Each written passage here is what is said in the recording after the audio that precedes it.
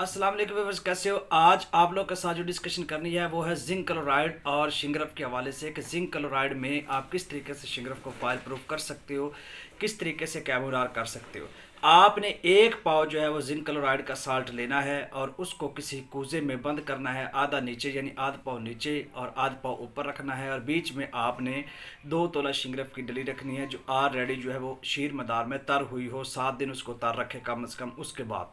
इसके बाद इसको कूज़ा में बंद करके उसको अच्छे तरीके से गिल हिकमत करके 6 से सराई उपलों की आप लोग आग देंगे।